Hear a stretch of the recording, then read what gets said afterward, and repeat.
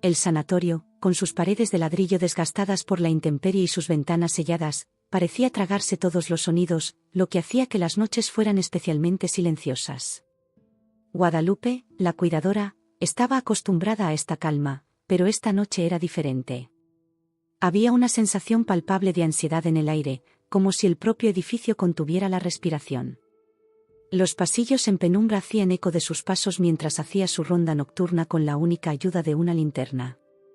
Al pasar junto a una serie de puertas cerradas, cada una de las cuales escondía historias de vidas pasadas, Guadalupe oyó un débil ruido procedente de una de las habitaciones situadas al final del pasillo. Era la habitación del señor Arturo, un anciano cuya presencia era casi tan antigua como el propio sanatorio. Rara vez hablaba, pasaba la mayor parte del día mirando por la ventana que daba al jardín abandonado. Al acercarse, Guadalupe llamó suavemente a la puerta. «Señor Arturo, ¿se encuentra bien?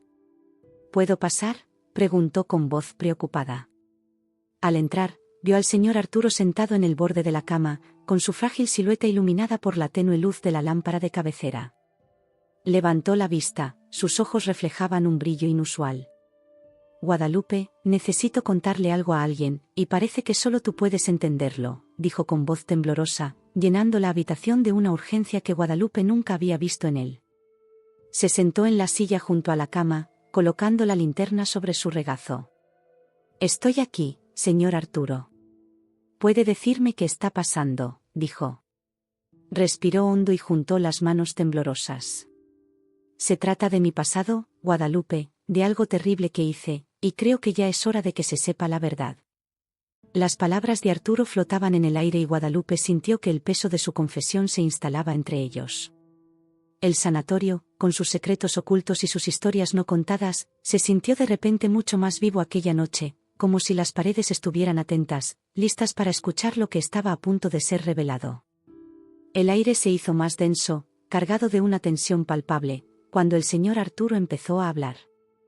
La tenue luz de la lámpara de cabecera proyectaba sombras en las paredes, que parecían mecerse al ritmo de sus palabras. Guadalupe, sentada rígidamente en la silla junto a la cama, sostenía la linterna, cuya luz parpadeaba sutilmente, reflejando su ansiedad. Formaba parte de un grupo, no, más que un grupo, una hermandad. «Hicimos cosas de las que nadie debería sentirse orgulloso», hizo una pausa, su mirada se desvió hacia la oscuridad más allá de la ventana. Guadalupe, sintiendo cada palabra como una cuchilla, pinchó suavemente. «¿Qué hizo exactamente, señor Arturo? Es importante que me lo diga». Suspiró profundamente, los recuerdos eran claramente dolorosos. «Robos al principio, pero no paró ahí. Pasamos a cosas peores, robos que desembocaron en violencia y, finalmente, en la muerte». Tragó en seco, con las manos temblorosas apretando la manta. «He visto cosas, Guadalupe, cosas que nadie debería ver, y he participado». Sus últimas palabras salieron casi como un susurro, cargadas de vergüenza y arrepentimiento. Aunque conmocionada por su confesión, Guadalupe mantuvo una voz firme y alentadora. «¿Y qué pasó con las otras personas implicadas, señor Arturo? Es importante que me lo diga». Suspiró profundamente, los recuerdos eran claramente dolorosos. «Robos al principio, pero no paró ahí. Pasamos a cosas peores, robos que desembocaron en violencia y, finalmente, en la muerte». Tragó en seco, con las manos temblorosas apretando la manta. «He visto cosas, Guadalupe, cosas que nadie debería ver, y participé». Sus últimas palabras salieron casi como un susurro, cargadas de vergüenza y arrepentimiento. Guadalupe, aunque conmocionada por la confesión, mantuvo la voz firme y alentadora. «¿Y qué pasó con los demás implicados, señor Arturo?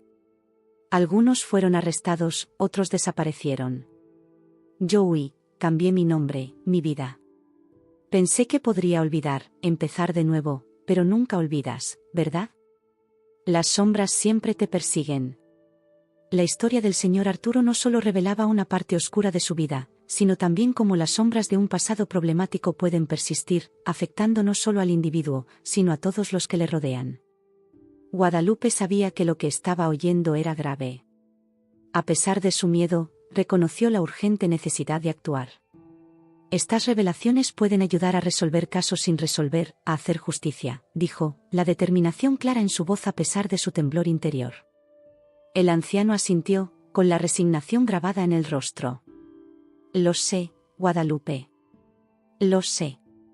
Por eso te lo digo. Es hora de afrontar el pasado. Después de la confesión del señor Arturo, Guadalupe se sintió sumida en una realidad que nunca hubiera podido imaginar cuando aceptó el trabajo en el sanatorio. Estaba de pie junto a la cama del anciano, con el corazón latiéndole con fuerza. El peso de la revelación era palpable, haciendo el aire más pesado, más difícil de respirar. ¿Qué hago ahora? Sabía que no podía ignorar las palabras del señor Arturo. Había algo más importante en juego, la posibilidad de que por fin se resolvieran crímenes largamente olvidados. Se levantó, decidida. Señor Arturo, tengo que hacerlo. Voy a llamar a la policía ahora, dijo, su voz más firme de lo que esperaba. Es lo que hay que hacer. El anciano la miró, con ojos tristes y resignados. Sí, ya lo sé. Haz lo que tengas que hacer, Guadalupe.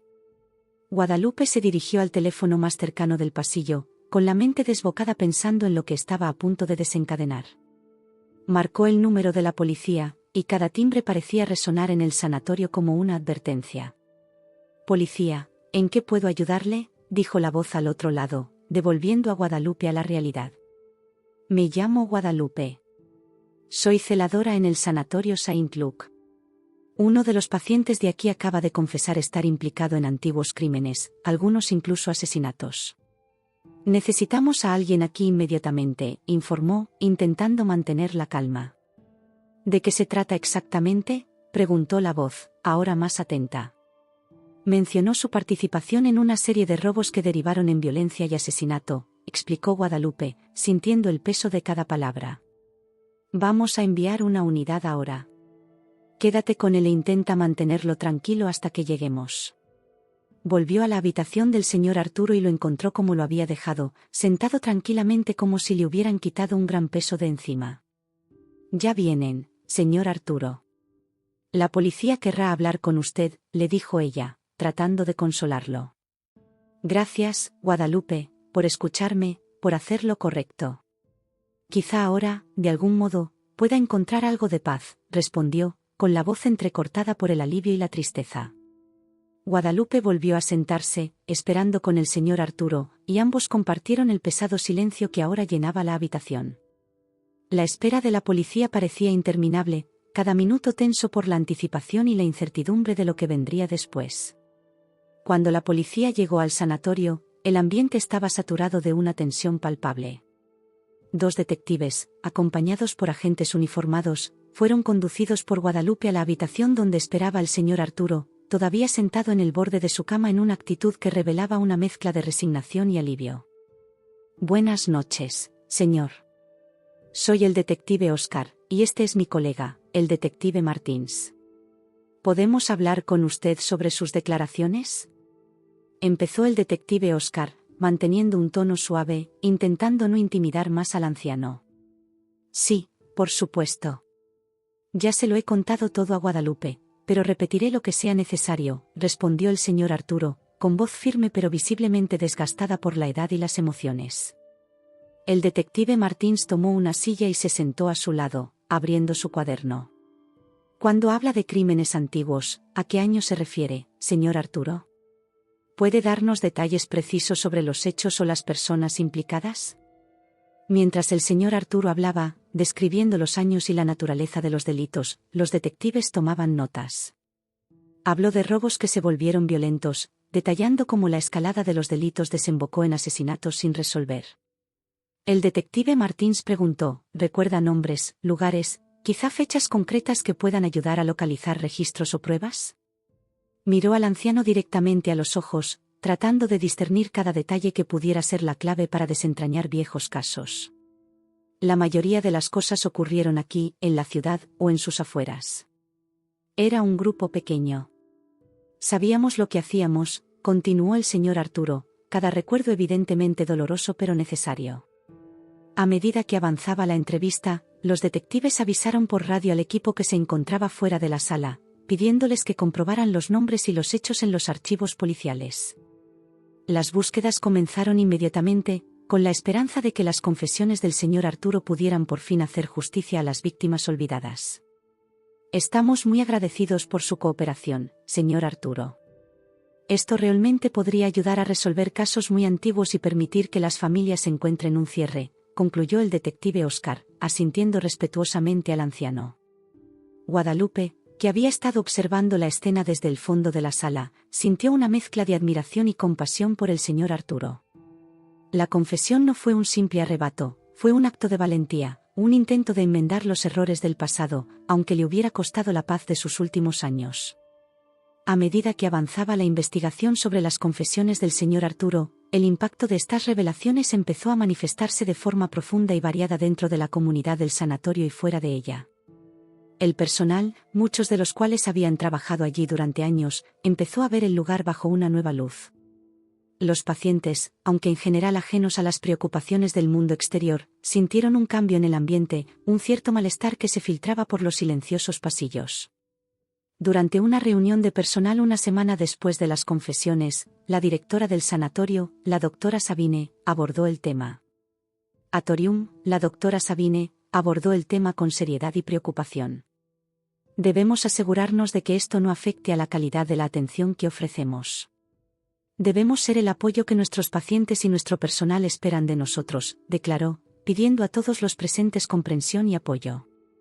Guadalupe, considerada por muchos como una heroína involuntaria, se encontró en el centro de atención, una posición que nunca había deseado. Durante una conversación con la doctora Sabine después de la reunión, expresó su preocupación. Solo hice lo que creí correcto, pero ahora siento que todo el mundo me mira, esperando algo más. Guadalupe, lo que hiciste es increíblemente valiente.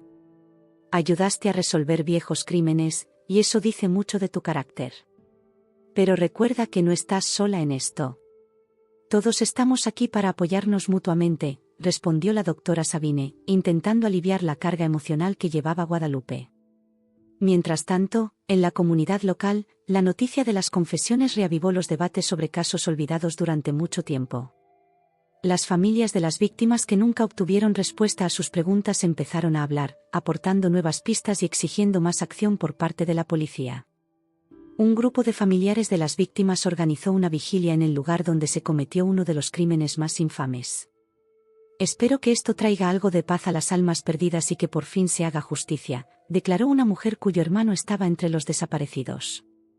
Durante la vigilia, cada nuevo detalle revelado trajo una mezcla de dolor y esperanza, y para Guadalupe y todos los implicados, el proceso fue tanto de curación como de descubrimiento, mostrando cómo las acciones de una persona pueden crear olas de cambio que van mucho más allá de lo esperado.